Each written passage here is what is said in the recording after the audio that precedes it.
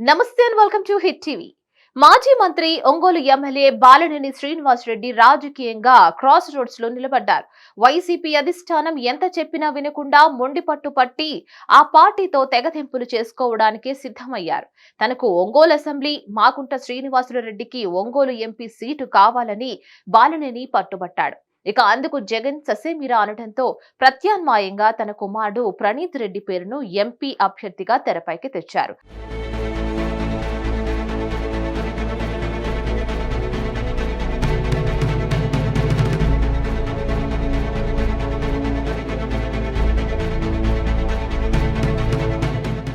అయితే దాన్ని ఒప్పుకోని వైసీపీ గిద్దలూరు వెళ్లాలని బాలినేనికి సూచించడంతో ఆయన అలకబూనారు.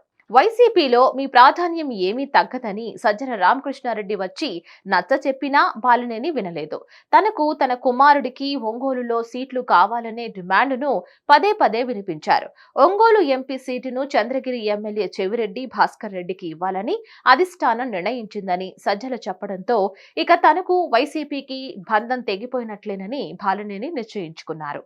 రాబోయే ఎన్నికల్లో పోటీ చేసే అభ్యర్థుల టికెట్లను జగన్మోహన్ రెడ్డి దాదాపు ఖాయం చేసేశారు.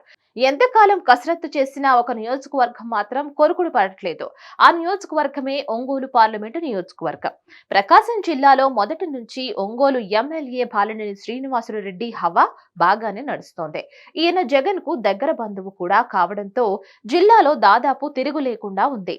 ఇలాంటి నేపథ్యంలో జగన్ టికెట్లకు అభ్యర్థులను ఫైనల్ చేస్తున్నారు. జిల్లాలో చాలా సీట్లను ఫైనల్ చేసిన ఒంగోలు పార్లమెంటు సీటును మాత్రం చేయలేకపోతున్నారు. కారణం ఏంటంటే బాలినేనే అని చెప్పాలి.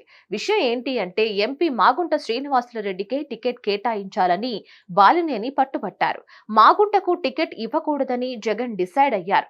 అందుకనే ప్రత్యామ్నాయంగా ఎవరి పేరును ప్రతిపాదిస్తున్న బాలినేని రిజెక్ట్ చేస్తున్నారు.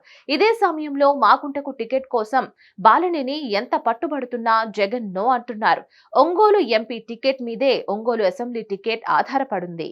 మాగుంటకు ఎంపీగా టికెట్ ఇస్తేనే తాను ఒంగోలు అసెంబ్లీ నుంచి పోటీ చేస్తానని బాలినేని షరతు పెట్టారట. మాగుంటకు జగన్ టికెట్ ఇవ్వకపోతే బాలినేని కూడా పోటీ చేయరన్నది స్పష్టమైంది.